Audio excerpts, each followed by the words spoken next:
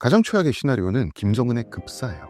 김정은이 급사를 하고 이 급변 사태를 만나서 북한 정권이 붕괴된다고 가정을 했을 때 북한 영토 내에서 국군, 인민군, 중국인민해방군, 미군, 러시아군이 한반도에서 뒤엉켜 싸우는 거야말로 최악이겠죠. 한반도가 압이 교환이 되는 그런 상황이 최악이라고 할 수 있고, 또 다른 형태로는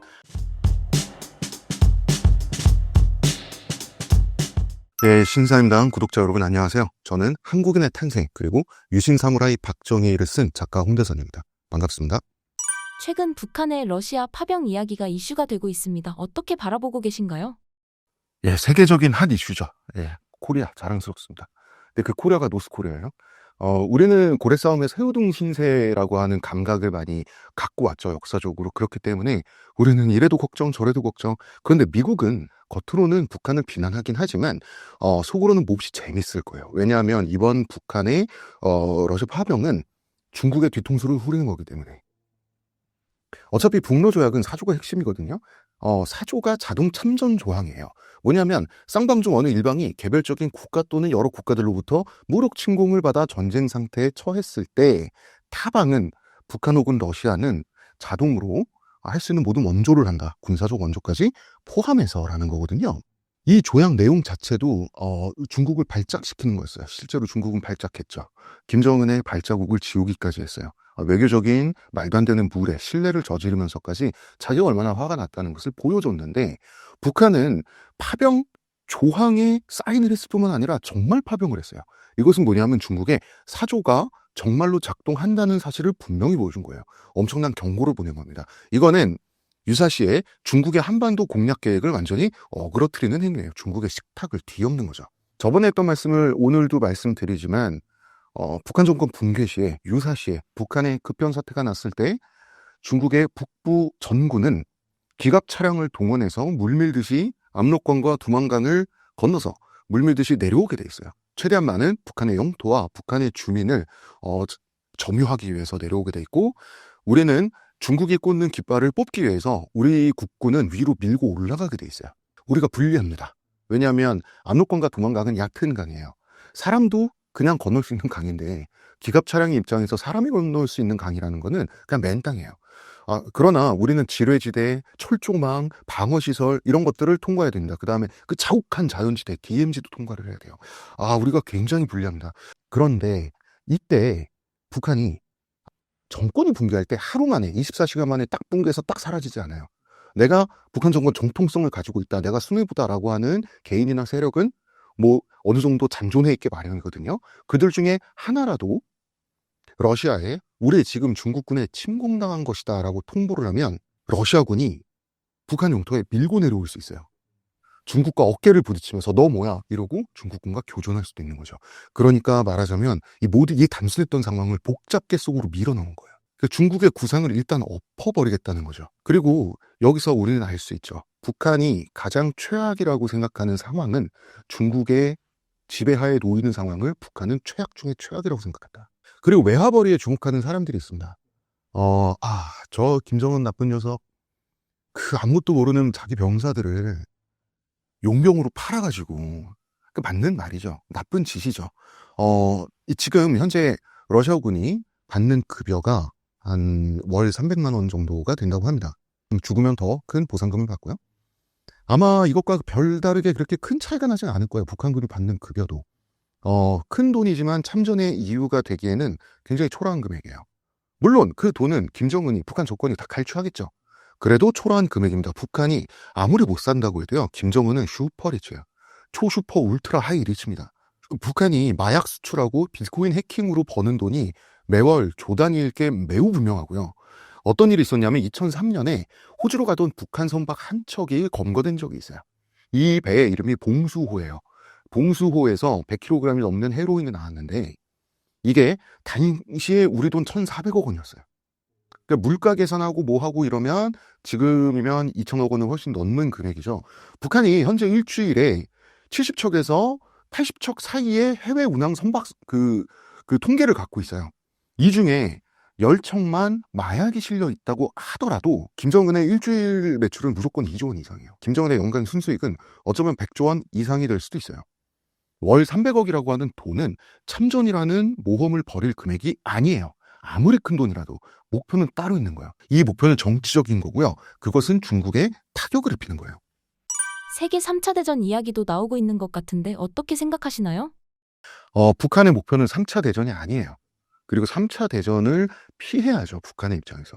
북한의 제1 목표는 중국에 흡수되지 않는 거예요. 김정은이 한 말입니다. 중국은 조선을 티벳과 위구르처럼 다루려 한다. 주한미군은 중국으로부터 나를 지켜주기 위해 필요하다. 김정은이 한 말이에요. 여러분, 세계 제1의 화약고가 중동이라고 하는데요. 거기는 화약이 자주 터지는 화약고예요. 세계에서 화약이 가장 많이 쌓인 화약고는 동북아예요. 우리가 동북아 육저회담이라고 할 때 육자가 누구누구입니까? 남북, 미중일을 넣어줘. 네. 세계 군사력 1위, 2위, 3위가 6명 안에 다 들어가 있습니다. 그리고 5위도 있어요. 5위는 한국이에요. 7위도 있습니다. 일본이에요. 북한은 36위지만 그렇게 낮은 거 아니죠? 그리고 이 6개 국가 중에 핵 보유국이 4개국이에요. 중동은 아무것도 아니에요. 중동은 그냥 자주 터지는 거예요. 화해고가. 여기는 한 번 터지면 지구가 반드시 멸망한다라고 해도 좋을 정도로 과장 섞인 말이지만 그 정도로 어마어마한 화약고예요. 아직 터져보지 못한 화약고고요. 아직 인류가 그 폭발력을 감당해보지 못한, 경험하지 못한 화약고예요. 그리고 이 화약고의 한가운데 중심은 한반도입니다, 여러분. 예, 우리가 그 위에서 살고 있는 거예요. 그래서 전쟁은 일어나지 말아야 됩니다. 그러나 꼭 일어나야 한다면 한반도는 반드시 피해야 되겠죠. 그래서 지금 우리 정부와 우리 지도자, 대통령은 한반도의 위험 요소를 제거하기 위해서 역대 어느 대통령보다도 가장 외교를 잘해야 되고 역대 어느 대통령보다 가장 스마트하고 민첩한 사람이어야 됩니다. 예, 그런데 우리 대통령은 여기까지만 얘기하겠습니다. 이번 대선 결과가 우크라이나 전쟁의 향방을 어떻게 바꾸게 될까요? 아니 뭐 우크라이나가 망하게 생겼죠 뭐. 예. 트럼프는 취임과 동시에 전쟁을 이틀 만에 끝내겠다고 공언했어요. 이 사람 숫자 2를 좋아하는 것 같아요. 왜냐하면 자기 수사했던 잭 스미스 특검 있잖아요. 2초 만에 해임시키겠다라고 그랬는데 그 예, 잭 스미스 예, 자신사임 있죠. 이 사람 만약에 스타크래프트 했으면 홍진호 팬이었을 것 같아요. 예, 자기도 재선에 2번 도전해가지고 지금 또 재선했잖아요.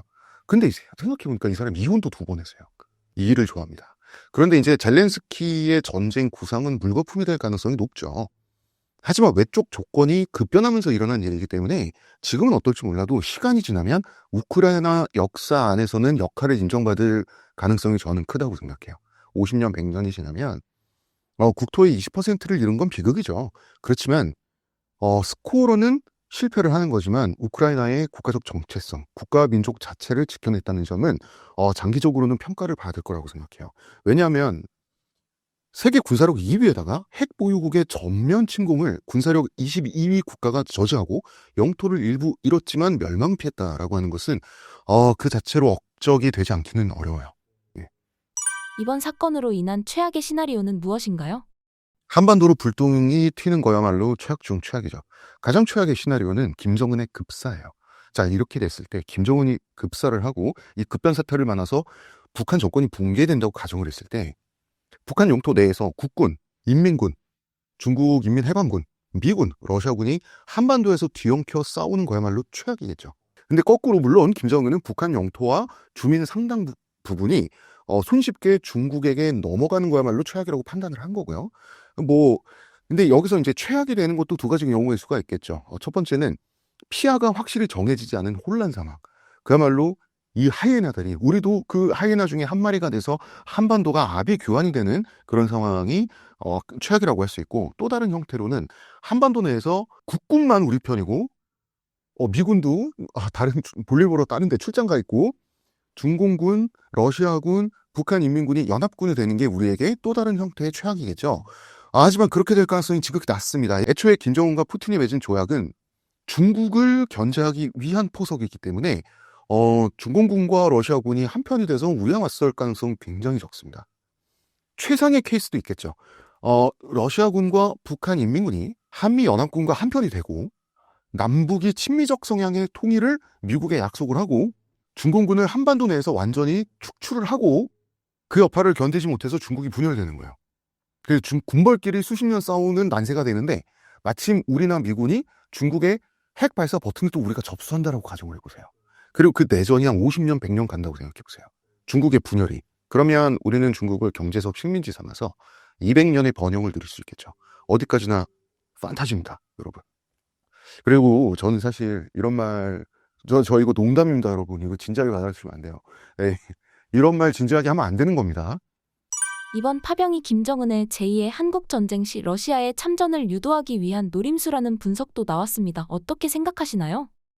바로 그거예요. 그게 목적이에요. 그렇죠. 그런데 러시아가 주인공은 아닌 거예요. 중국의 계획을 망치는 게 중요하죠. 김정은은. 엘리트 탈북민들은 북한이 배신당할 거라고 말하는 경우가 많은데, 왜냐하면 이분들은 김정은에 대해서 억하심정이 있고,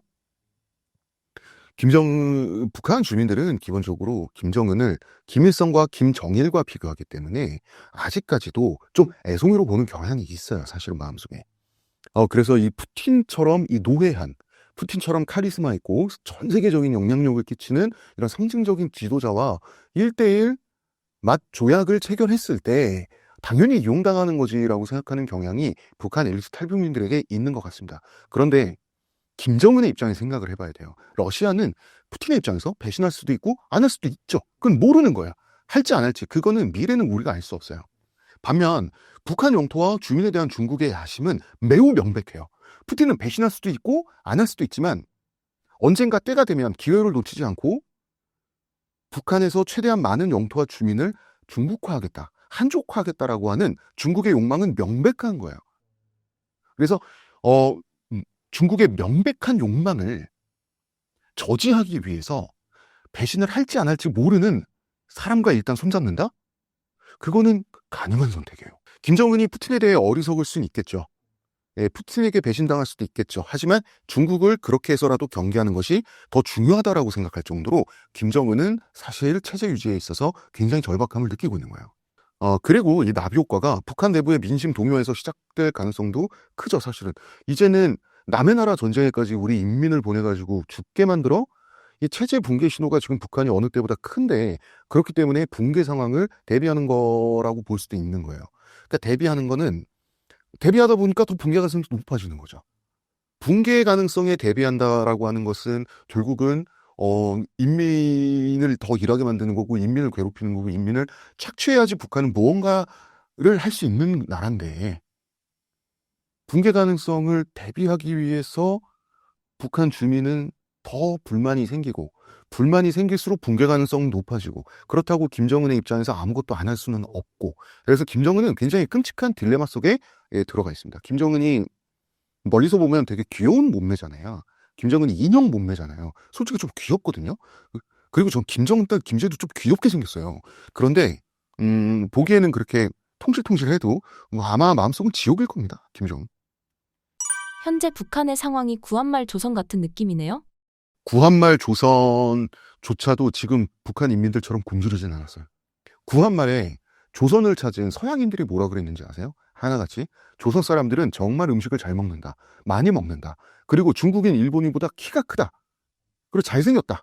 라는 표현을 했어요. 지금 북한 사람들 보세요. 지금 북한은 아마 한반도 역사상 인민이 가장 불행한 왕조가 북한의 김씨 왕조예요. 한반도 역사상 아마 그럴 거예요.